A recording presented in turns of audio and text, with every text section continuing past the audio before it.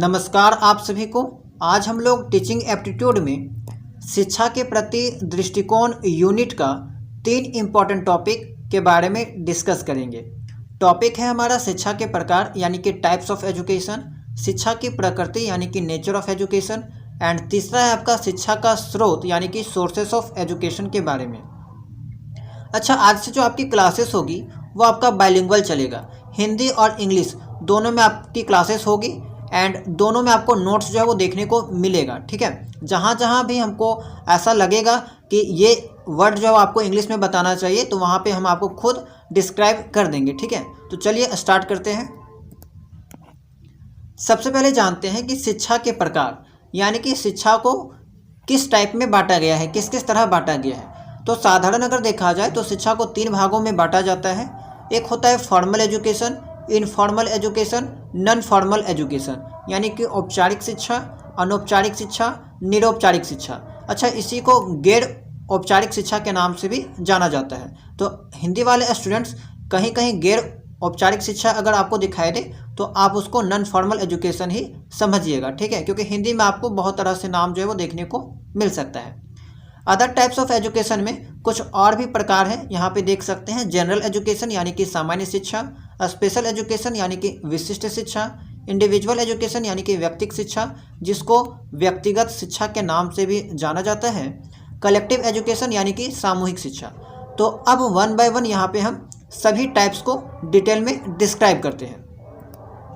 यहाँ पे नोट्स को कुछ ऐसा प्रिपेयर किया गया है, इतना इजी लैंग्वेज में प्रिपेयर किया गया है कि आप एक बार में सभी चीज़ों को अच्छे से समझ जाइएगा। ठीक है, फॉर्मल एजुकेशन क्या है यानी कि औपचारिक शिक्षा क्या है। तो औपचारिक शिक्षा से तात्पर्य स्कूलों में आधिकारिक पाठ्यक्रम के अनुसार होने वाली शिक्षा है। फॉर्मल एजुकेशन क्या है, जो आपको स्कूल में दिया जाता है एंड आधिकारिक तौर पे दिया जाता है। ठीक है, औपचारिक शिक्षा योजनाबद्ध होती है यानी कि इसको प्री प्लान किया जाता है, पहले से प्लान किया जाता है। आपका पता होगा कि आप स्कूल में पढ़ाई करते होंगे तो आपका जो सिलेबस है पहले से प्लान किया गया है, तब आपको जाके पढ़ाया जाता है या जानबूझकर पहले से विचार करके प्रदान की जाती है।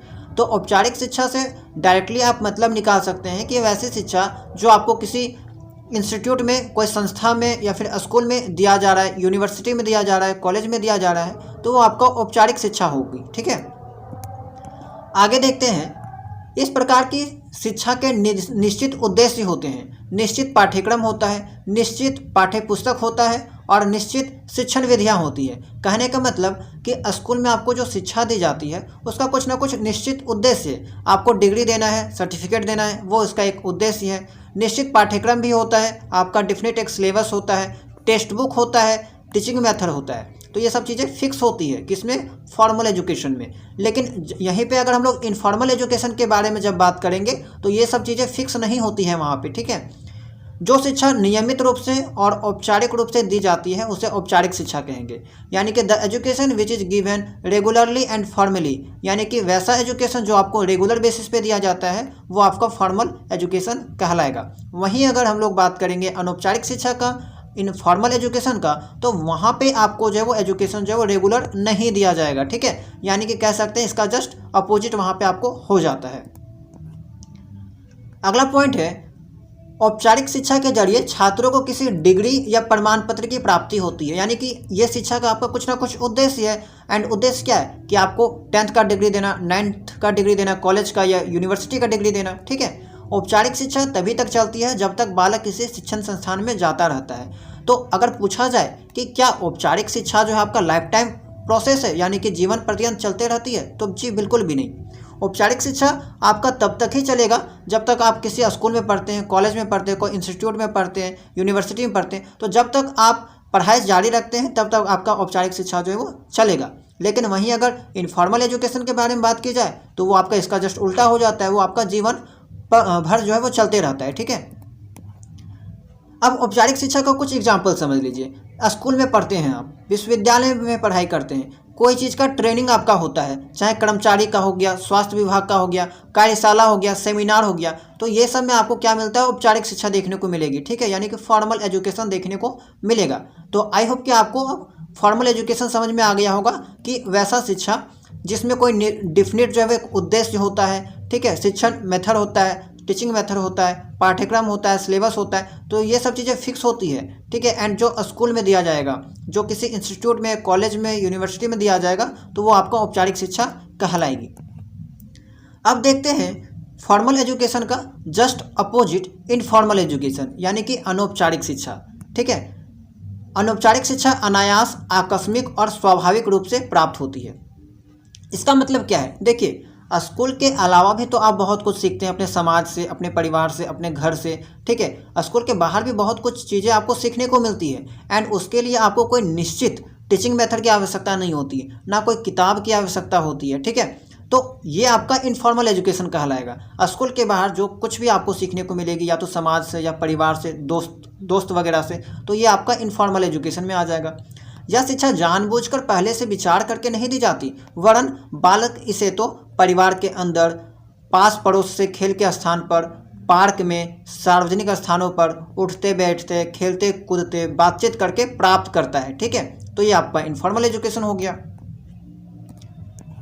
अगला है आपका, इस प्रकार की शिक्षा के कोई निश्चित उद्देश्य नहीं होते। जिस तरह फॉर्मल एजुकेशन में आपका एक डिफिनिट पर्पस था, डिफिनिट ऑब्जेक्टिव था कि आपको एक डिग्री लेना है, एक सर्टिफिकेट लेना है, तो इस तरह यहाँ पे आपका कोई उद्देश्य नहीं है, ना ही कोई निश्चित पाठ्यक्रम है, ना ही कोई शिक्षण विधि हो, ना ही कोई टाइम टेबल है, तो ये सब चीज़ें आपका नहीं देखने को मिलता है। अनौपचारिक शिक्षा जीवन पर्यंत चलती रहती है। मैंने आपको पहले बता दिया कि औपचारिक शिक्षा जो है आपका तभी तक चलेगा जब तक आप किसी कॉलेज में, स्कूल में, यूनिवर्सिटी वगैरह में पढ़ाई करते हैं, लेकिन अनौपचारिक शिक्षा आपका लाइफ लॉन्ग प्रोसेस है, पूरे लाइफ भर आपका जो वो चलते रहता है। जाहिर सी बात है कि जब आपका स्कूल, कॉलेज वगैरह सब डिग्री आप ले लेते हैं, उसके बाद भी तो समाज में कुछ ना कुछ, जब तक आप जिंदा रहते हैं तब तक कुछ ना कुछ लोगों के द्वारा सीखते रहते हैं, तो वो आपका इनफॉर्मल एजुकेशन है, यानी कि अनौपचारिक शिक्षा है। अनौपचारिक शिक्षा व्यक्ति के सर्वांगीण विकास में सहायक होता है, ठीक है। इनफॉर्मल एजुकेशन जो है बहुत इंपॉर्टेंट है, इसी के कारण किसी भी व्यक्ति का ओवरऑल डेवलपमेंट हो सकता है, ऑलराउंड डेवलपमेंट हो सकता है। फॉर्मल एजुकेशन में क्या होता था, केवल ज़्यादातर आपका चांस बनता है कि आपका बौद्धिक विकास होगा, मानसिक विकास होगा, लेकिन ओवरऑल डेवलपमेंट आपका फॉर्मल एजुकेशन के थ्रू जो है वो कभी भी नहीं हो सकता है। ओवरऑल डेवलपमेंट आपका केवल और केवल इनफॉर्मल एजुकेशन के तहत ही हो सकता है, ठीक है। तो जितना भी पॉइंट्स मैं आपको बता रहा हूँ, ये सब पॉइंट्स को आप कॉपी में लिखिएगा, एंड उसको जो है वो एग्जाम से पहले रिवीजन जरूर कीजिएगा, क्योंकि ये सभी पॉइंट्स से जो है वो एग्जाम में प्रश्न देखने को मिलता है। हालांकि अभी आप जब पढ़ रहे होंगे तो आपको बहुत चीज़ें आसान लग रही होगी, लेकिन जब आप बहुत दिन से तक रिवाइज नहीं कीजिएगा तो सभी चीज़ें आप भूल जाइएगा, ठीक है। चलिए, इतना समझने के बाद अब थोड़ा सा हम लोग दोनों में डिफरेंस को देख लेते हैं, अंतर को देख लेते हैं, ताकि आपका और भी अच्छे से ये चीज़ क्लियर हो जाए। औपचारिक शिक्षा, औपचारिक शिक्षा जो होता था वो केवल स्कूल पे आधारित, कॉलेज, यूनिवर्सिटी पे आधारित होता था, एंड वो जो है वो केवल आपका डिग्री देता था, सर्टिफिकेट देता था, या फिर कह सकते हैं बौद्धिक विकास करता था, मानसिक विकास करता था। तो इसी कारण इसका जो स्कोप है, इसका जो क्षेत्र है वो नैरो है, संकीर्ण है। लेकिन अनौपचारिक जो शिक्षा होता है ये आपका ओवरऑल डेवलपमेंट के बारे में बात करता है, तो इसीलिए कह सकते हैं इसका जो क्षेत्र है वो ब्रॉड है, यानी कि व्यापक है। योजना, इसमें अगर प्लानिंग की बात की जाए तो यह शिक्षा सुनियोजित और सुव्यवस्थित ढंग से दी जाती थी, यानी कि यह पहले से प्लान करके दी जाती थी। जो स्कूल में शिक्षा दी जाती है वो पहले से प्लान करके दी जाती है, जिसमें एक निश्चित सिलेबस होता है, एक टेक्स्ट बुक होता है, सभी चीज़ें डिफिनिट होती है। लेकिन अनौपचारिक शिक्षा में कोई भी योजना नहीं बनाई जाती है, अपितु व्यक्ति से आकस्मिक रूप से खेल खेल के दौरान समाज में रह के सीखता है। उद्देश्य, तो इस शिक्षा में मुख्यतः बालक के बौद्धिक विकास पर बल दिया जाता है। इस शिक्षा में बालक के सर्वांगीण विकास में बल दिया जाता है। अभिकरण, यानी कि एजेंसी क्या है, कहाँ कहाँ से आप औपचारिक शिक्षा सीख सकते हैं, तो इस प्रकार की शिक्षा के अभिकरण बहुत लिमिटेड में है, बहुत सीमित मात्रा में है, जैसे कि विद्यालय, पुस्तकालय, कॉलेज कह सकते हैं, यूनिवर्सिटी कह सकते हैं, आदि इस शिक्षा के अभिकरण है। सेम अनौपचारिक शिक्षा के बारे में बात करें तो यहाँ पे कोई भी जो एजेंसी है, अभिकरण है, वो लिमिटेड नहीं है, आप कई तरीकों से चीज़ों को सीख सकते हैं। इस प्रकार की शिक्षा के अनेक अभिकरण हैं। परिवार हो गया, समुदाय, धर्म संस्थान, राज्य आदि इस शिक्षा के प्रमुख अभिकरण हैं। तो अब आई होप कि आपको जो है वो दोनों चीज़ों में क्लियर पता जो है वो समझ में आ गया होगा सभी चीज़ें, कि औपचारिक शिक्षा, अनौपचारिक शिक्षा क्या होती है, दोनों में डिफरेंस क्या होता है, ठीक है। अब हम लोग तीसरा टाइप समझते हैं, नॉन फॉर्मल एजुकेशन क्या है, ठीक है। तो देखिए, हुआ क्या कि after seeing the shortcomings of formal and informal education, a new system of education was developed which is known as formal education. देखा ये गया कि फॉर्मल एजुकेशन में और नॉन फॉर्मल एजुकेशन में ये दोनों में कुछ ना कुछ कमी पाई गई। ठीक है, तो इन दोनों में जो जो कमियां पाई गई उन्हीं कमियों को दूर करने के लिए एक नया टाइप का एजुकेशन लॉन्च किया गया, डेवलप किया गया, जिसको हम लोग कहते हैं नॉन फॉर्मल एजुकेशन, यानी कि निरौपचारिक शिक्षा। ठीक है, औपचारिक और अनौपचारिक शिक्षा की कमियों को देखते हुए शिक्षा की नई प्रणाली विकसित की गई, जिसे निरौपचारिक शिक्षा के नाम से जाना जाता है। अच्छा, ये जो आपका एजुकेशन है वो आपका formal education and informal education दोनों की कमियों को दूर करने के लिए बनाया गया। तो एक बात हमेशा याद रखिएगा कि नॉन फॉर्मल एजुकेशन में आपका फॉर्मल एजुकेशन तो आएगा, साथ ही आपका इनफॉर्मल एजुकेशन को भी सम्मिलित किया जाता है। ठीक है, तो अगर कभी आपसे पूछ लिया जाए कि नॉन फॉर्मल एजुकेशन क्या आपका formal education and informal education का सम्मिलित रूप है, तो बिल्कुल हाँ, ये दोनों को मिला के जो आपका एक नया टाइप्स का एजुकेशन बनाया गया एंड कुछ और भी चीज़ें इसमें मिक्स की गई, और भी चीज़ें बनाई गई, मिलाई गई एंड सभी चीज़ें मिला के यहाँ पे एक नया टाइप्स का शिक्षा बनाया गया, एजुकेशन बनाया गया, जिसको हम लोग निरौपचारिक शिक्षा के नाम से जानते हैं। अगला पॉइंट है ऐसी शिक्षा जो विद्यालय प्रणाली के बाहर दी जाती है। इसमें समय, स्थान, पाठ्यक्रम और सीखने के तरीके पर कठोर नियम नहीं होते। यह लचीली होती है और लोगों को आवश्यकताओं के अनुसार दी जाती है। It is education that is given outside the school system. It does not have strict rules, यानी कि इसमें कोई भी कठिन नियम नहीं होते, कठिन कोई जगह नहीं होता। ठीक है, कोई स्थान नहीं होता, कोई क्यूरिकुलम, कोई पाठ्यक्रम नहीं होता। ये हमेशा क्या होता है, फ्लेक्सिबल होता है, लचीला होता है and is given according to the needs of people. आपसे पूछा जा सकता है कि वह कौन सी शिक्षा है जिसको व्यक्ति के ज़रूरत के हिसाब से दिया जाता है, उसके नीड के हिसाब से दिया जाता है। ठीक है, तो आपका ये वाला हो गया नॉन फॉर्मल एजुकेशन। निरौपचारिक शिक्षा में औपचारिक और अनौपचारिक दोनों तरह की शिक्षा को शामिल किया जाता है। ठीक है, तो ये चीज़ ध्यान में रखिएगा। आगे है निरौपचारिक शिक्षा की व्यवस्थाएं, विशेषताएं। तो क्या क्या विशेषता है? पहला फ्लेक्सिबिलिटी, यानी कि लचीलापन देखने को मिलता है। इसमें कोई भी सख्त नियम, कोई भी स्ट्रिक्ट रूल्स वगैरह, टाइम टेबल वगैरह फॉलो नहीं किया जाएगा। व्यवहारिकता, यानी कि ये प्रैक्टिकली होता है, यानी प्रैक्टिकल जैसे होता है, व्यवहारिक जीवन पे आधारित होता है, या अधिकतर व्यवहारिक ज्ञान या कौशल पर केंद्रित होता है, प्रैक्टिकल नॉलेज पे। स्वैच्छिक या इच्छा के अकॉर्डिंग होता है, इसमें भागीदारी अनिवार्य नहीं होती, व्यक्ति अपनी रुचि के अनुसार इसमें भाग लेता है। तो ये कुछ इंपॉर्टेंट विशेषताएं थी। यहाँ से भी प्रश्न देखने को मिल सकता है कि बताइए इनमें से कौन सा निरौपचारिक शिक्षा की विशेषताएं नहीं है। पॉइंट दे देगा लचीलापन, व्यवहारिकता, स्वैच्छिक एंड नन ऑफ दिस। तो आपको ये सब बताना होगा। ठीक है, तो जितना भी पॉइंट्स आपको बताया जा रहा है वो सब अच्छे से ध्यान में रखिएगा। निरौपचारिक शिक्षा के उदाहरण, तो घर पर माता पिता से नैतिक शिक्षा प्राप्त करना। ठीक है, जीवन के अनुभव सीखना, रेडियो से हो गया, टीवी से, यूट्यूब से, पॉडकास्ट के माध्यम से नई जानकारी प्राप्त करना, किसी कार्यशाला हो गया या वर्कशॉप या सेमिनार से भाग लेना। जैसा मैंने आपको बताया था कि इसमें आपका formal education, non formal education दोनों आ जाएगा, तो दोनों का एग्जाम्पल आपको यहाँ पे देखने को मिल सकता है। खेल के मैदान में टीम वर्क हो गया, लीडरशिप का गुण सीखना, स्थानीय समुदाय में स्वास्थ्य या स्वच्छता जागरूकता शिविरों के माध्यम से ज्ञान प्राप्त करना। तो ये आपका क्या हो जाएगा, निरौपचारिक शिक्षा। तो आई होप कि आपको 3 टाइप्स के एजुकेशन समझ में आ गए होंगे, formal, informal and non formal. चलिए अब देखते हैं जनरल एजुकेशन के बारे में, यानी कि सामान्य शिक्षा के बारे में। सामान्य शिक्षा को उदार शिक्षा के नाम से भी जाना जाता है, यानी कि लिबरल एजुकेशन के नाम से इसे जाना जाता है। In this education efforts are made to develop the child at a normal level, यानी कि इस शिक्षा में बालक को सामान्य स्तर पर विकसित करने का प्रयास किया जाता है। इसके द्वारा बालक की सामान्य बुद्धि तेज होती है। देखिए, जनरल जो एजुकेशन होता है इसका बस ये उद्देश्य होता है कि बालक को कम से कम जो है वो मिनिमम नॉलेज मिल जाए, जिसके कारण वो अपने जीवन जो है वो अच्छे से जी सके। ठीक है, अगला पॉइंट है कि इस शिक्षा का उद्देश्य बालकों को किसी व्यवसाय या उद्योग के लिए तैयार करना नहीं है, बल्कि जीवन के हर क्षेत्र के विषय में सामान्य ज्ञान प्रदान करना है। सामान्य शिक्षा का मुख्य उद्देश्य या मुख्य दोष यह है कि बालकों को किसी व्यवसाय विशेष के लिए तैयार नहीं करती। तो ये जो आपका जनरल एजुकेशन हुआ, इसका मुख्य उद्देश्य क्या है कि बच्चों को जो है एक नॉर्मल, ठीक है, नॉर्मल शिक्षा मिल सके। ठीक है, एक सामान्य शिक्षा मिल सके, जिसके बारे में वो प्रत्येक चीज़ों के बारे में तर्क कर सके, ठीक है, लॉजिक लगा सके एंड सही गलत का पहचान जो है वो कर सके। इसका कतई ये मतलब नहीं होता कि वो रोजगार या व्यवसाय के लिए तैयार हो रहा है। ठीक है, यहाँ पे ये चीज़ याद रखिएगा कि आपका जो जनरल एजुकेशन होता है इसका ये उद्देश्य बिल्कुल भी नहीं होगा कि ये व्यवसाय या उद्योग के लिए वो बच्चा पढ़ाई कर रहा है या फिर इसका ये मोटो है। ठीक है, तो ये चीज़ ध्यान में रखिएगा।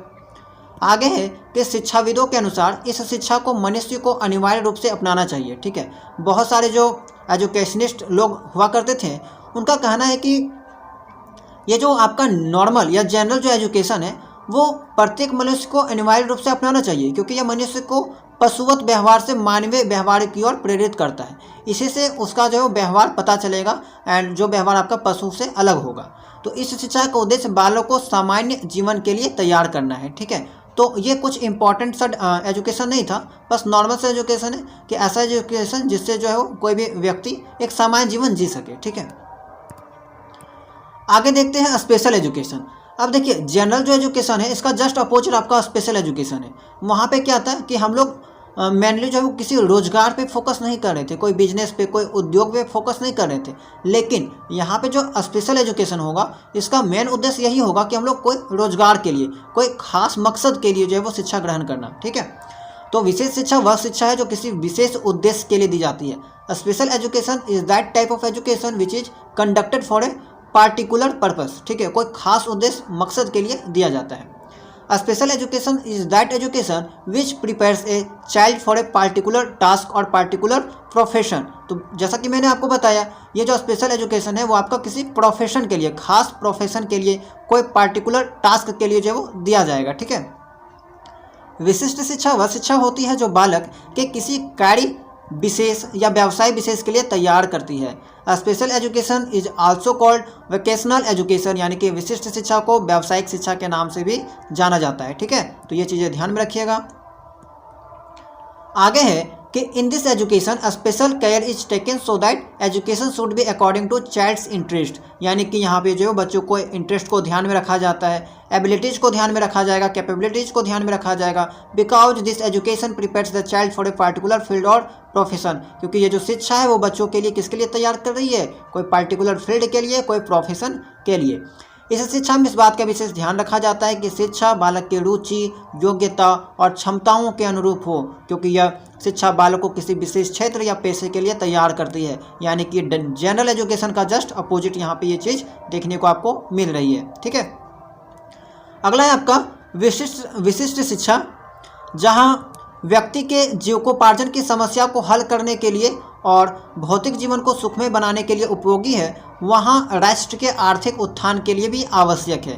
तो राष्ट्र के आर्थिक उत्थान के लिए कौन सा आवश्यक है? स्पेशल एजुकेशन, क्योंकि इससे आपको यहाँ पे रोजगार मिलेगा, कोई प्रोफेशन में आप जाइएगा, कोई काम कीजिएगा पार्टिकुलर काम, तो इससे आपका जाहिर सी बात है आर्थिक उत्थान होगा, इकोनॉमिकल कंडीशन जो है वो राष्ट्र का उसमें जो है वो सुधार देखने को मिलेगा। ठीक है, चलिए आगे देखते हैं। अब देखते हैं इंडिविजुअल एजुकेशन यानी कि व्यक्तिगत शिक्षा, एंड एक होता है आपका कलेक्टिव एजुकेशन यानी कि सामूहिक शिक्षा। अब यहाँ पे जो है ना आपको इंग्लिश में नोट्स देखने को नहीं मिल रहा होगा, इसके पीछे वजह है कि क्योंकि ये जो है आपको ज़्यादा इंपॉर्टेंट ये आपके लिए नहीं है। ठीक है, बस आपके सिलेबस में है इसलिए मैं आपको बता दे रहा हूँ, एंड बहुत ही आसान यहाँ पे जो है वो ये चीज़ है। ठीक है, तुरंत आपको समझ में आ जाएगा, एंड इसको याद करना तो है नहीं, ना ही आपके एग्जाम में थ्योरी पेपर आता है, बस आप समझ जाइएगा तो इतना काम आपका बन जाएगा। देखिए इंडिविजुअल एजुकेशन क्या है? जब एक बालक को शिक्षा दी जाती है, ठीक है, एक समय में एक बालक को। देखिए यह शिक्षा सिर्फ एक बालक से संबंधित शिक्षा है, जिसके अंतर्गत बालक को व्यक्तिगत रूप से तथा अकेले सिखाया जाता है। शिक्षा देते समय बालक की प्रकृति, उसका जो नेचर है, एबिलिटी योग्यता है, रुचि यानी कि इंटरेस्ट है, उसका एटीट्यूड है, तथा व्यक्तिगत भिन्नता को ध्यान में रखा जाता है, और शिक्षण की समस्त क्रियाओं का प्रभाव उसी बालक पर केंद्रित किया जाता है। ठीक है, इस शिक्षा में शिक्षक प्रचलित नवीन शिक्षण विधियाँ, न्यू जो टीचिंग मेथड है उसका उपयोग करेगा। आधुनिक समय में व्यक्तिगत शिक्षा पर काफ़ी जोर दिया जा रहा है, परंतु गरीब देशों में इस प्रकार की शिक्षा की व्यवस्था कर पाना बहुत कठिन है, क्योंकि इसमें आपका खर्चीला बहुत ज़्यादा हो जाता है। तो इंडिविजुअल एजुकेशन समझ में आया कि जब एक बालक को एक समय पे शिक्षा दी जाती है तो वो आपका इंडिविजुअल एजुकेशन कहलाएगा। ठीक है, इसका मतलब ही होता है व्यक्तिगत शिक्षा। ठीक है, व्यक्ति के अकॉर्डिंग शिक्षा दी जा रही है, एंड उसके रुचि को, प्रकृति को, योग्यता को, अभिरुचि को ध्यान में रखा जा रहा है। ठीक है, एंड उसके लिए जो है वो नए नए टीचिंग मेथड का प्रयोग किया जा रहा है। बाल केंद्रित शिक्षा है ये आपका, एंड ये जो है आपको गरीब देशों में इस प्रकार की शिक्षा की व्यवस्था कर पाना बहुत कठिन है, क्योंकि ये थोड़ा कॉस्टली हो जाता है। प्रत्येक बच्चा को ध्यान देना, जाहिर सी बात है देखिए एक ग्रुप में होता है, एक होता है कि ग्रुप में पढ़ाना, तो इसमें थोड़ा सा आपको आसान लगेगा, ठीक है, एक साथ कई बच्चों को पढ़ा सकेंगे। लेकिन एक एक करके पढ़ाना, उनको समय देना, ये थोड़ा सा आपका डिफिकल्ट हो जाता है, ठीक है। दूसरा है आपका सामूहिक शिक्षा, जस्ट उसका अपोजिट, ठीक है। इंडिविजुअल एजुकेशन का अपोजिट हो गया आपका सामूहिक शिक्षा यानी कि कलेक्टिव एजुकेशन। सामूहिक शिक्षा बालकों के समूह से संबंधित है, जिसके अंतर्गत बहुत से बालक कक्षा में एक साथ बैठकर एक ही प्रकार की शिक्षा प्राप्त करते हैं। सामूहिक शिक्षा में सभी बालकों को समान स्तर पर शिक्षण विधियां द्वारा शिक्षा दी जाती है और उनके व्यक्तिगत योग्यताओं, प्रवृत्तियों, रुचि, अभिरुचियों तथा विभिन्नताओं पर कोई ध्यान नहीं दिया जाता है। तो जस्ट इसका उल्टा हो गया, क्योंकि देखिए एक कक्षा में 40 बच्चा है एंड 1 घंटा का टाइम है, तो जाहिर सी बात है सभी बच्चों को यहाँ पे ध्यान नहीं दिया जाएगा, सभी बच्चों की रुचि, अभिरुचि, उनके विभिन्नताओं पे ध्यान जो नहीं दिया जाएगा, क्योंकि उसके पास उतना टाइम नहीं है। वर्तमान में विश्व भर के सभी स्कूलों में सामूहिक शिक्षा का ही प्रचलन है। अभी जो स्कूल में, कॉलेज में जो पढ़ाया जा रहा है वो आपका क्या है, एक तरह से सामूहिक शिक्षा का एग्जाम्पल है। सेम अगर कह सकते हैं कि बहुत लोग क्या करते हैं, होम ट्यूशन कराते हैं जहाँ पे एक बच्चा को पढ़ा रहे हैं, तो वो आपका कहीं ना कहीं व्यक्तिगत शिक्षा का एग्जाम्पल हो जाएगा। सामूहिक शिक्षा से केवल औसत क्षमताओं वाले छात्र ही लाभान्वित होते हैं। इस प्रकार की शिक्षा औसत से निम्न तथा औसत से उच्च स्तर के छात्रों के लिए अधिक लाभकारी जो है वो सिद्ध नहीं होती है, ठीक है। तो कलेक्टिव एजुकेशन में ज़्यादातर जो फ़ायदा है वो किसके लिए होगा, एवरेज स्टूडेंट्स के लिए, ठीक है, क्योंकि सभी को समान शिक्षा दी जा रही है। विशेष व्यक्ति को जो है वो यहाँ पे ध्यान नहीं दिया जा रहा है, उनके रुचि पे ध्यान नहीं दिया जा रहा है, ठीक है, किसी को स्पेशल अटेंशन नहीं दिया जा रहा है, जो भी है सभी के साथ समान व्यवहार किया जा रहा है। तो ये आपका कलेक्टिव शिक्षा हो जाएगा, कलेक्टिव एजुकेशन। अब जानते हैं शिक्षा की प्रकृति के बारे में, जो कि आज का दूसरा टॉपिक है। देखिए यहाँ पे जो भी पॉइंट आपको बताए जा रहे हैं वो काफ़ी इंपॉर्टेंट पॉइंट है, इसको आप लोग नोट डाउन कर सकते हैं, ठीक है। पहला है कि शिक्षा एक उद्देश्यपूर्ण और सचेतन प्रक्रिया है। देखिए शिक्षा को उद्देश्यपूर्ण बताया जाता है क्योंकि शिक्षा का कुछ ना कुछ उद्देश्य होता है, चाहे किसी भी प्रकार का शिक्षा क्यों ना हो, प्रत्येक शिक्षा का कुछ ना कुछ उद्देश्य होता है। जैसे कि फॉर्मल एजुकेशन में आपने देखा कि वो जो शिक्षा है आपका डिग्री के लिए, सर्टिफिकेट के लिए लिया जा रहा है। इनफॉर्मल एजुकेशन में आपको सर्वांगीण विकास देखने को मिल रहा है, उसी में आपका बौद्धिक विकास, मानसिक विकास, चारित्रिक विकास या सामाजिक विकास आता है। सचेतन प्रक्रिया कहने का मतलब सोचने समझने वाली यहाँ पे जो है वो ये प्रोसेस होती है। सेकेंड है शिक्षा जीवन पर्यंत चलने वाली प्रक्रिया है। आपने देखा इनफॉर्मल एजुकेशन में जो कि आपका लाइफ टाइम चलता है। शिक्षा एक सामाजिक प्रक्रिया है, सोशल प्रोसेस है, जाहिर सी बात है हम लोग समाज में रहकर बहुत कुछ चीज़ें सीखते हैं, समाज का विकास करते हैं। शिक्षा एक प्रगतिशील प्रक्रिया है, इसी को कहा जाता है विकासशील प्रक्रिया। जाहिर सी बात है कि शिक्षा से समाज का विकास हो सकता है, व्यक्तिगत विकास हो सकता है, राष्ट्र का विकास हो सकता है। शिक्षा एक द्विमुखी या द्विध्रुवीय प्रक्रिया है, इस पॉइंट को ध्यान में रखिएगा, काफ़ी इंपॉर्टेंट है। देखिए ये जो स्टेटमेंट है वो आपका एक मनोवैज्ञानिक हुआ करते थे, विद्वान हुआ करते थे जिनका नाम एडम्स था। इनका कहना था कि education is a bipolar process, ठीक है। एंड बाइपोलर प्रोसेस का कहने का मतलब क्या हुआ कि जिसका 2 अंग है, एक शिक्षक और दूसरा विद्यार्थी, ठीक है। तो ये स्टेटमेंट आपको पूछा जा सकता है कि किसने कहा था कि एजुकेशन इज बाइपोलर प्रोसेस, या शिक्षा जो है वो द्विध्रुवीय होता है या द्विमुखी होता है। तो एडम्स जी का कहना था। एंड कौन कौन सा, इन्होंने द्विपोलर तो कहा लेकिन इसमें 2 अंग आते हैं। बाइ का मतलब 2 होता है, ठीक है, पोलर का मतलब ध्रुवी, तो 2 अंग आएगा। कौन कौन, एक शिक्षक और दूसरा विद्यार्थी। अगला पॉइंट है आपका शिक्षा एक त्रिमुखी प्रक्रिया है, या फिर इसको त्रिध्रुवीय प्रक्रिया भी कह सकते हैं। इंग्लिश में ट्राइपोलर प्रोसेस कहा जाता है इसको, ठीक है, यहाँ पे डबल सी हो जाएगा। एंड ये स्टेटमेंट किसका कहना है, तो जॉन डेवी का कहना है कि शिक्षा एक त्रिमुखी प्रक्रिया है। एंड इसके 3 अंग बताए गए थे, एक शिक्षक, दूसरा बालक और तीसरा पाठ्यक्रम। एडम्स ने जो चीज़ दिया था उसी में इन्होंने क्या किया, पाठ्यक्रम को ऐड कर दिया, ठीक है। तो ये पॉइंट भी आपके लिए इंपॉर्टेंट पूछा जा सकता है कि बताइए किसने कहा था कि शिक्षा एक त्रिमुखी प्रक्रिया है, तो जॉन डेवी का कहना था, ठीक है। चलिए आज का लास्ट टॉपिक देखते हैं, शिक्षा के स्रोत, यानी कि एजुकेशन कहाँ कहाँ से प्राप्त किया जा सकता है। इसमें आपको ध्यान देना है कि प्राथमिक सोर्स क्या है, प्राइमरी सोर्स क्या है, सेकेंडरी सोर्स क्या है, टर्सरी सोर्स क्या है, ठीक है। तो देखिए सबसे पहले जो शिक्षा है वो कहाँ से मिलता है, परिवार से मिलता है। एंड अगर परिवार से पहले भी देखा जाए तो सबसे पहले माता पिता से हमें शिक्षा मिलता है, ठीक है। तो परिवार को यहाँ पे प्रमुख और पहला स्रोत बताया जाता है। विद्यालय सेकेंड है आपका शिक्षा का दूसरा स्रोत, समाज शिक्षा का तीसरा स्रोत, एंड राइज यानी कि स्टेट जो है आपका शिक्षा का चौथा स्रोत है। स्टेट के द्वारा भी शिक्षा आपको प्रोवाइड कराई जाती है, शिक्षा को लेकर नई नई योजना वगैरह लॉन्च की जाती है। तो अगर आपसे पूछा जाए कि पहला सोर्स क्या है, परिवार, दूसरा सोर्स विद्यालय, तीसरा समाज, उसके बाद आपका राइज एंड बाकी सब आता है। ठीक है, तो आज का टॉपिक इतना ही था। अब हम लोग जो है वो इससे रिलेटेड जितना भी टॉपिक पढ़े, जितना भी थ्योरी यहाँ पे आपको बताई गई, उसी से रिलेटेड जो है वो कुछ इंपॉर्टेंट प्रश्न को देखते हैं, जिसका चांस है कि आपके एग्जाम में पूछा जा सकता है एंड उससे आपका रिवीजन भी हो जाएगा। पहला सवाल है आपका, जो शिक्षा नियमित रूप से दी जाती है उसे कहा जाता है? The education which is given regularly is known as. तो वह शिक्षा जो रेगुलर दी जाती है उसको हम लोग फॉर्मल एजुकेशन कहते हैं, औपचारिक शिक्षा कहते हैं। ठीक है, सेकंड है आपका, शिक्षा की वह प्रणाली जो सदैव यादृच्छिक आधार पर चलती है तथा जिसकी कोई विशिष्ट योजना नहीं होती, उसे क्या कहते हैं? यानी कि रैंडम बेसिस पे जो शिक्षा चलती है, तो रैंडम बेसिस पे आपका कौन सा चलेगा? इनफॉर्मल एजुकेशन चलेगा। ठीक है, which is the aim of informal education. अनौपचारिक शिक्षा का उद्देश्य क्या है? शिक्षा बजट में कटौती, ऐसा तो मैंने आपको कुछ बताया नहीं। स्कूलों की स्वायत्तता समाप्त करना, टू प्रोवाइड फॉर्मल एजुकेशन, ये तो कोई बात बनी नहीं यहाँ पे। To impart education to common people, यानी कि आम लोगों को शिक्षा प्रदान करना, ये आपका इनफॉर्मल एजुकेशन का एक उद्देश्य था। आगे है, after seeing the shortcomings of formal and informal education which new system was developed in education. मैंने आपको बताया था कि formal education and informal education में जो कमी पाई गई उनको दूर करने के लिए एक नए शिक्षा सिस्टम को लागू किया जाता है, जिसको हम लोग कहते हैं नॉन फॉर्मल एजुकेशन, यानी कि गैर औपचारिक शिक्षा प्रणाली। ठीक है,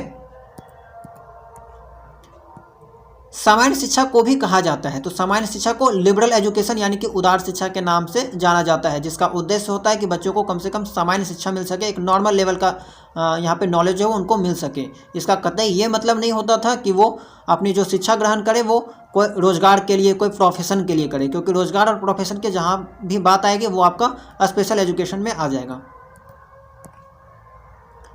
आगे है, सामान्य शिक्षा में बच्चों को विकसित करने के प्रयास किए जाते हैं। तो सामान्य शिक्षा में बच्चों को विकसित करने के प्रयास किए जाते हैं। तो normal level, specific level, social level, psychological level. तो नॉर्मल लेवल, सामान्य स्तर। ठीक है, अगला प्रश्न है, कौन सी शिक्षा किसी विशेष उद्देश्य के लिए संचालित की जाती है? पार्टिकुलर पर्पस के लिए जो है वो यहाँ पे जो है वो संचालित की जाती है। तो स्पेशल एजुकेशन, स्पेशल एजुकेशन में ही आपको पार्टिकुलर टास्क देखने को मिलता है, पार्टिकुलर पर्पस या कोई प्रोफेशन वगैरह देखने को मिलता है। ठीक है, स्पेशल एजुकेशन। अगला है, शिक्षक का उद्देश्य शिक्षा के माध्यम से बच्चों को उनकी क्षमताओं को विकसित करने में मदद करता है। ठीक है, कौन सा शिक्षा का उद्देश्य है वो शिक्षा के माध्यम से बच्चों को उनकी क्षमताओं को विकसित करने में मदद करता है? व्यक्तिगत रूप से, individually and socially desirable ways, only in socially desirable ways, the way the children want. ठीक है, तो यहाँ पे आपका हो जाएगा व्यक्तिगत रूप से और सामाजिक रूप से वांछनीय तरीकों से। ठीक है, शिक्षक का उद्देश्य शिक्षा के माध्यम से बच्चों को उनकी क्षमताओं को विकसित करने में मदद करता है। तो व्यक्तिगत रूप से तो करता ही करता है, साथ ही आपका सामाजिक रूप से भी जो है वो उनका विकास करता है। शिक्षा ऐसी होनी चाहिए कि विद्यार्थी, education should B such that the student should be, सुसंस्कृत हो, व्यावसायिक रूप से आत्मनिर्भर हो, नैतिक गुणों से संपन्न हो, उपरोक्त सभी। तो जाहिर सी बात है, जो एजुकेशन होना चाहिए कुछ इस कदर होना चाहिए कि आपका ओवरऑल डेवलपमेंट हो, सर्वांगीण विकास हो। तो आपका तीनों ऑप्शन बिल्कुल सही हो जाएगा।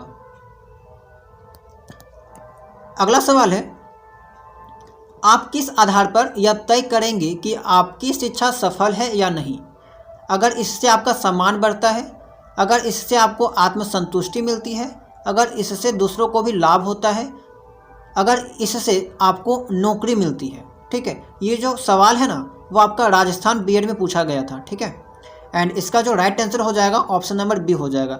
अगर इससे आपको आत्मसंतुष्टि मिलती है, if it gives you self satisfaction, जब तक ये चीज़ आपको नहीं मिलेगी तब तक आप नहीं कह सकते कि आप जो है वो आपका शिक्षा जो है सक्सेसफुल हो गया। ठीक है, तो 10th का ऑप्शन नंबर बी सही हो जाएगा। सेल्फ सेटिस्फेक्शन जो है बहुत ज़रूरी है। आप किस आधार पर यह तय करेंगे कि आपकी शिक्षा सफल, अच्छा यही सवाल आ गया, 2 बार रिपीट हो गया। ठीक है, 2 बार ये सवाल रिपीट हो गया। अगला देखते हैं, शिक्षा एक त्रिमुखी प्रक्रिया है, यह किसने कहा है? तो मैंने आपको बताया था ट्राइपोलर प्रोसेस है। ये बात किसने कही थी? तो जॉन डियो को कहना था, ठीक है, जॉन डियो, ये आपका सही हो जाएगा। उसी तरह बाइपोलर प्रोसेस है, ये बात किसने कही थी? तो बाइपोलर प्रोसेस की बात जो आपका एडम्स के द्वारा कहा गया था, ठीक है, जिसमें दो अंग होते थे, एक शिक्षक और दूसरा विद्यार्थी या स्टूडेंट, ठीक है। चलिए 13 आपका, शिक्षा का प्रमुख उद्देश्य क्या है? जानकारी देना, कौशल विकसित करना, व्यक्तित्व का सर्वांगीण विकास, परीक्षा में उत्तीर्ण होना। तो ये सब तो बहुत छोटी बात हो गई। आपका व्यक्तित्व का सर्वांगीण विकास, शिक्षा ऐसी होना चाहिए कि बच्चों की ओवरऑल डेवलपमेंट यहाँ पे जो हो सके, ठीक है। 14, शिक्षा किस प्रकार की प्रक्रिया है? Education is what type of process? One time process, continuous and life long process. केवल औपचारिक, केवल का बात ये तो गलत हो जाएगा, अनौपचारिक ये भी गलत हो जाएगा।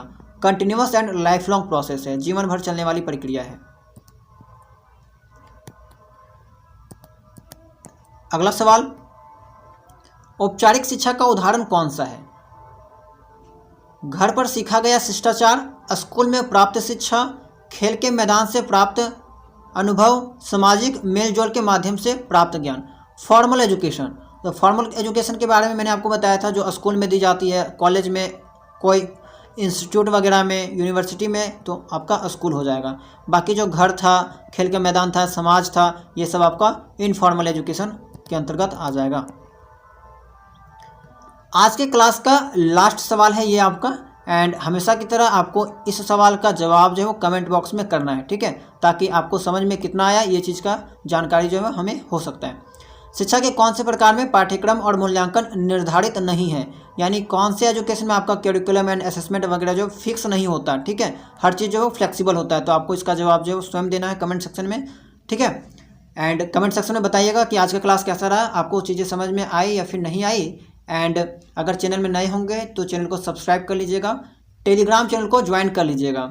एंड अगर इससे पहले वाले क्लासेस को नहीं देखे हैं तो प्लेलिस्ट बना दिया गया है, उसको चेकआउट कर लीजिएगा। चलिए मिलते हैं हम लोग नेक्स्ट वीडियो में नए टॉपिक के साथ।